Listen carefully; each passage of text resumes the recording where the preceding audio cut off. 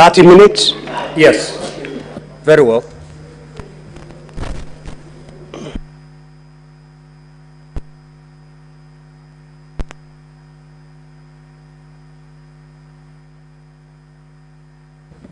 Quickly swear in the witness.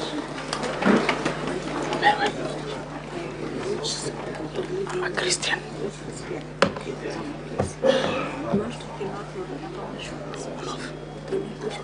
English.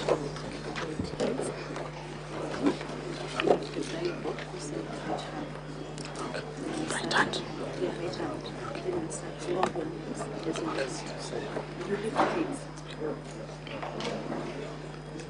I, Dr. Andrew Mulwa, do solemnly swear that the evidence that I shall give before the Senate in respect of the matters before the Senate shall be the truth, the whole truth, and nothing but the truth, so help me God.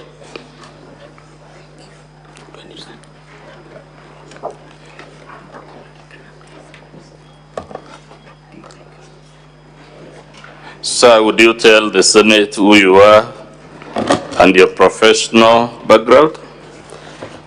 My name is Dr. Andrew Mulwa, a medical doctor by profession, working in the Ministry of Health, and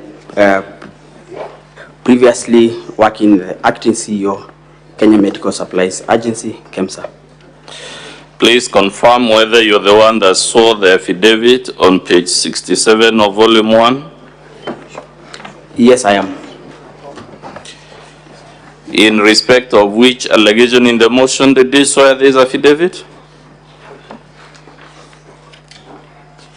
I have sworn affidavit on issues raised on paragraph 45J, 78C, in ground 7 and 11 of the motion for removal of the office by impeachment of His Excellency, the Deputy President, Gachagua. Paragraph 78 of the motion, what does it say? 78A, that would be page 37 of 85.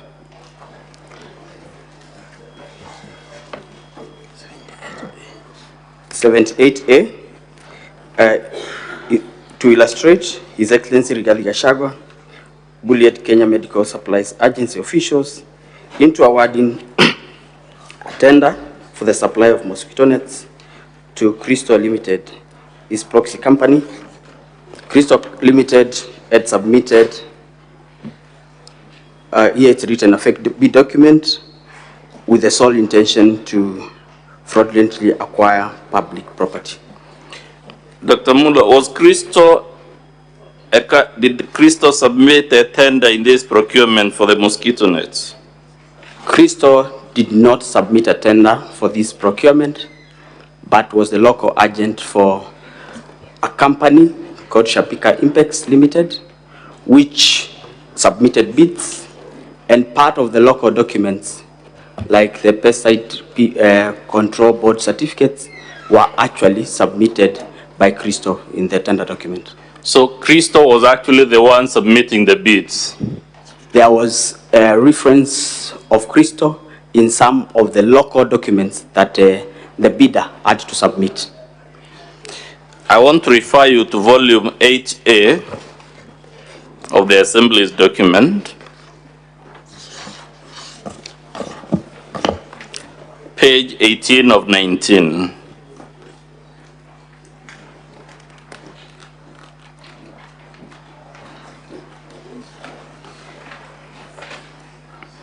Are you there, sir? Yes, I am. What is the title of that letter? It's appointment as local agent for Duranet LLIN in Kenya. This Duranet, is it the mosquito net that was being procured? Or is it a different one? Duranet was a company that initially used to do that which changed to Shobika. And I think in this letter, it is Shobika writing to confirm that they have appointed Crystal as their sole local agent in the country. What does it say in the second paragraph? We are pleased to appoint Crystal Kenya Limited at State House Avenue, liaison House, 3rd floor, of PO Box given in Nairobi, Kenya, as our exclusive agents in Kenya for promotion, marketing, and sales of Duranet long-lasting insecticide nets manufactured by Shopika Impex. Page 17 of that document, what does the second paragraph say? There was a change of ownership for Duranet LL9. Read it loud. And there is change of ownership for Duranet LLIN, which is alpha cypermethrin 0.55%, WW registration number PCB CR0189. I'm referring to volume 8A, page 17. What does the second paragraph of that letter say? Can you read it in full? We have taken note of the change in ownership of Duranet LN9 from Clark Mosquito Control of USA to Shopika Impex Private Limited, India, and appointment of new agent, Crystal Kenya Limited. The documents we have so far read in volume 8A, sir, do they show a link between Shopika and Crystal Limited? Yes. Is Crystal Limited, to the best of your knowledge, connected to the Deputy President? From my affidavit, I did not know initially that there was a connection.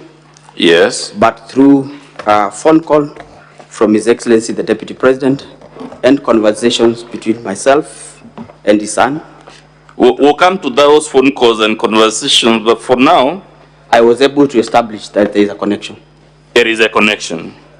Let's go to page 10 of 19 of volume 8A. Who has authored that letter?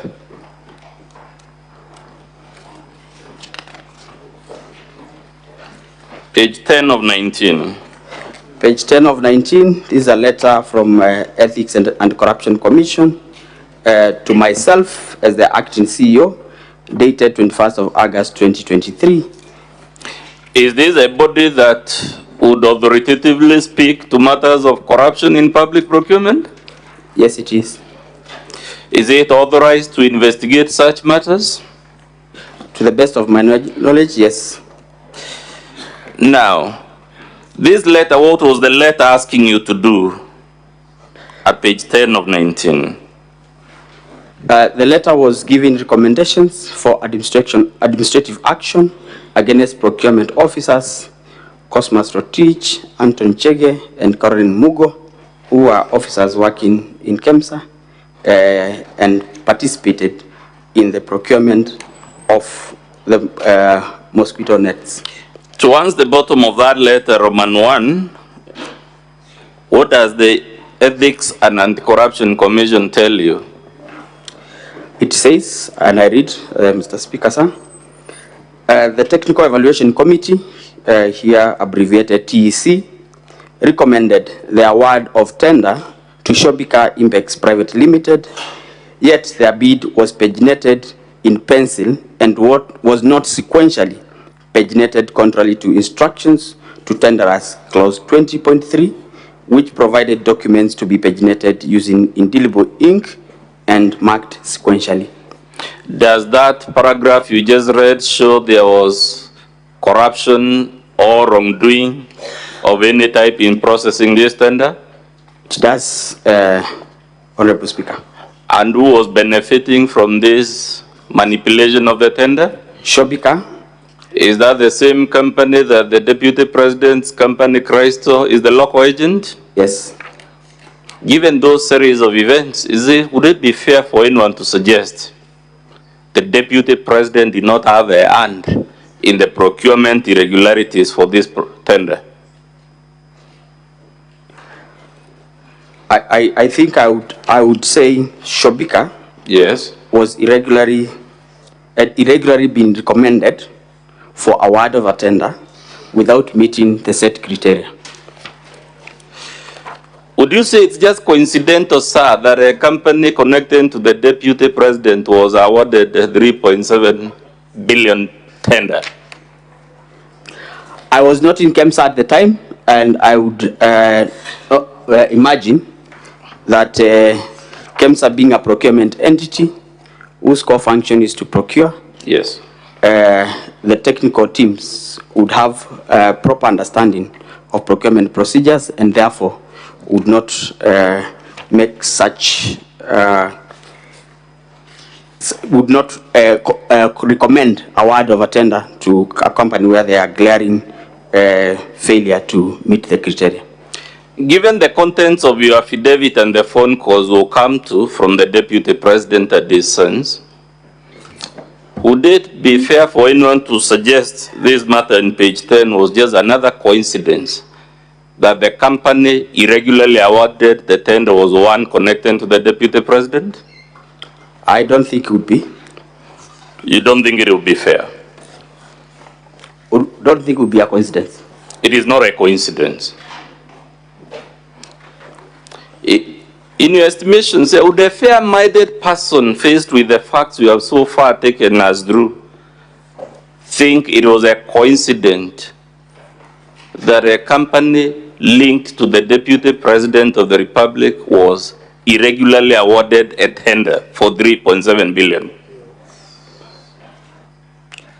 The Speaker, honorable senators, I think having had the advantage of interacting with the documents that are before us, I think I would say from the record, the bid bond that is being referred here was delivered as a mail and not as part of the tender document. Page 8 of 19 of still volume 8A, towards the bottom, Roman 1 again, does it show yet another irregularity involving this Shobika Impex, the company linked to the Deputy President? Which page, Councillor? That would be page 8 of 19, Roman 1 towards the bottom. Does it disclose another procurement irregularity besides the one we saw on the other page? Here it says, and this is the letter from Ethics and Corruption Commission, that the Director Procurement interacted with the bid security for Shobika Impex Private Limited on the 24th of February 2023, prior to the tender opening date, which was on the 10th of March 2023, contrary to tender instructions for tenderers number 21.3. Please confirm whether the Deputy President in his public address on the 7th confirmed to the Republic that he placed phone calls to you with regard to this tender. Yes, he did, and in my affidavit I have as well alluded to the same, that he called me to follow up on the release of the bid board. Do the duties of the Deputy President of the Republic extend to placing calls on junior government officers about tenders? To the best of my knowledge, no.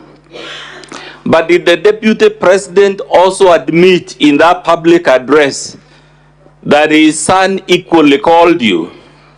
Yes, he did. Are those the phone calls alluded to in paragraph 4 of your affidavit? Yes. You have also said, besides the phone calls, the son of the Deputy President sent you WhatsApp messages. Have you annexed any of those WhatsApp messages?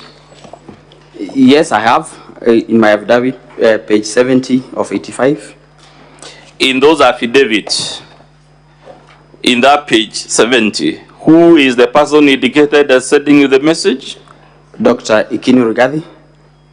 Who does he say he is contacting you on behalf of? He tells me that he's contacting me. He asked me to contact him when possible. There is a document for His Excellency that he's trying to collect. Was this document in your possession?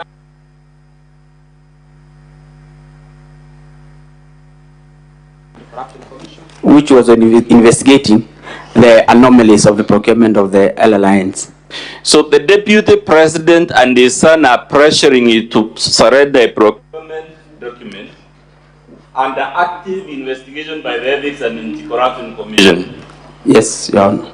Would that be interfering with active criminal investigations?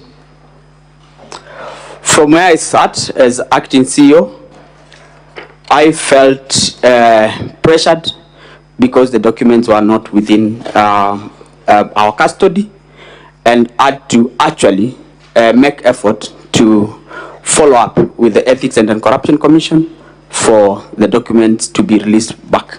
Have you placed any evidence before the Senate to confirm these documents the Deputy President and his sons who are harassing you to surrender were actually under the custody of the Ethics and Anti-Corruption Commission? Yes, I have submitted my letter to the CEO, Ethics and Corruption Commission, asking for the bid board documents for Shobika.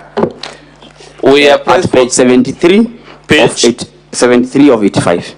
Page 73 of 85. Yes. Can you read the relevant part, which I believe it's 72 of 85, Mr. Speaker, of volume 1, if I'm not mistaken? Yes, 72. Can you read that paragraph? What does it say? This one that I wrote to Ethics and Corruption is actually 73. Okay. 72 I had written to Shobika. Yes. Telling Let's them, begin with 72. What did you tell Shobika? Paragraph 2, we would like to inform you that the subject tender is currently under investigations, and all the documents related to this tender are not under our custody.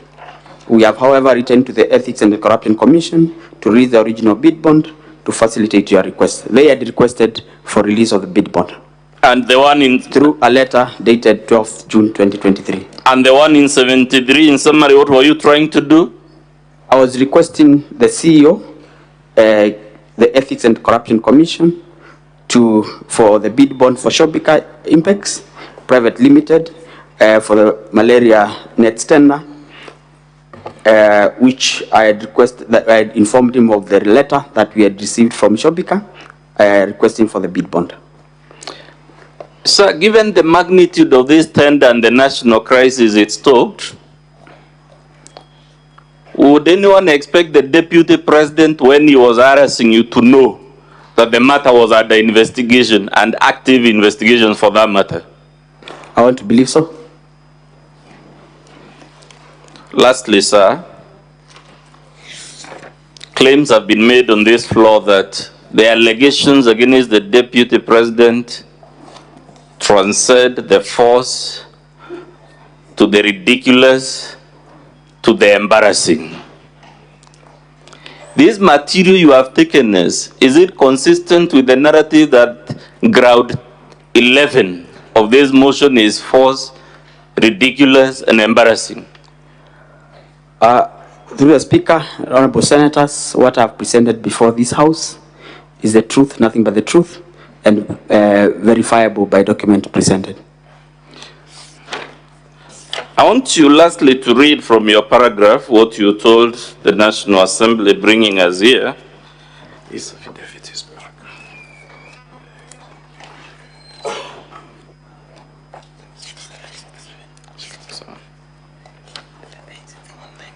Can you read paragraph 6 of your affidavit, sir?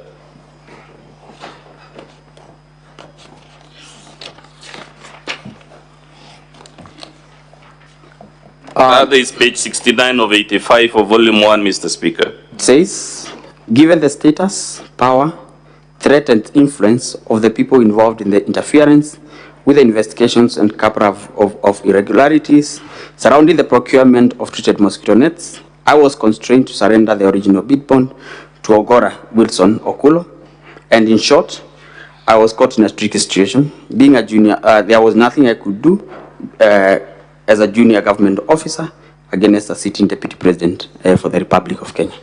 That's all for purposes of the examination in chief of this witness, Mr. Speaker.